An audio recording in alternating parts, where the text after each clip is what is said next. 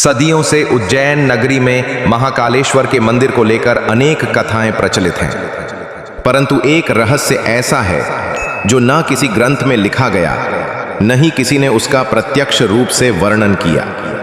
यह रहस्य इतना भयानक और शक्तिशाली है कि यदि उजागर हो जाए तो समय, मृत्यु और ब्रह्मांड की गति ही रुक जाए।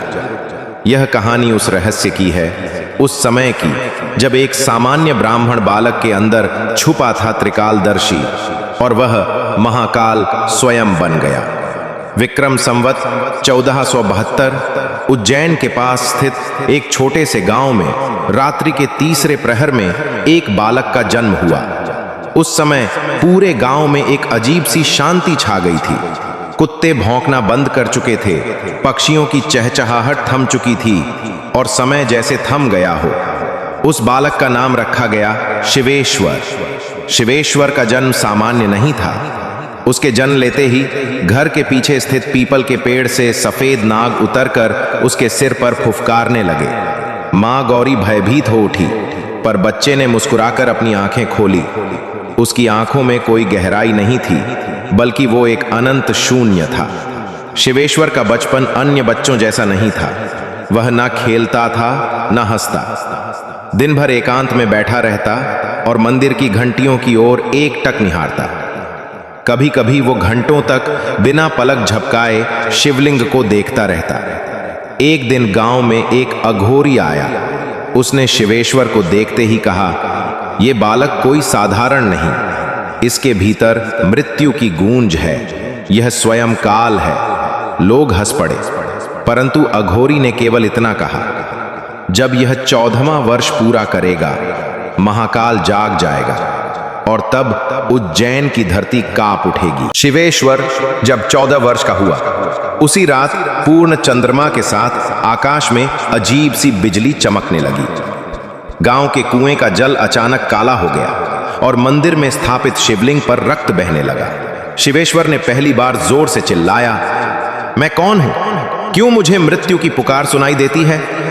वो भागते हुए महाकालेश्वर मंदिर पहुंचा।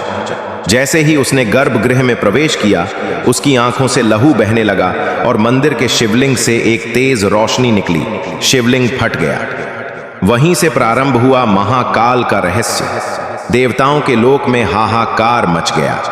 भगवान ब्रह्मा, विष्णु और स्वयं शिव ने महाकालेश्वर के शिवलिंग के फटने की घटना को अपशकुन माना। शिव बोले, वो बालक मेरा अंश है, परंतु उसके भीतर मृत्यु का ऐसा रहस्य है जिसे स्वयं काल भी नहीं जानता। विष्णु ने पूछा, तो फिर उसे रोका कैसे जाएगा? शिव मौन हो गए।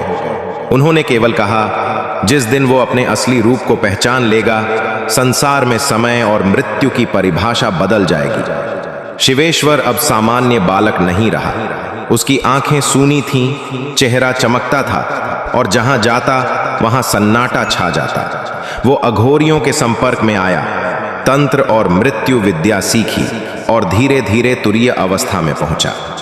एक दिन वह महाकालेश्वर मंदिर की सबसे गुप्त गुफा में चला गया। यह गुफा 900 सालों से बंद थी। गुफा में प्रवेश करते ही उसे एक अद्भुत अनुभव हुआ। एक आवाज गूंजी, शिवेश्वर, तू अब शिव नहीं, महाकाल है, जो समय से परे है, जो मृत्यु को नियंत्रित करता है।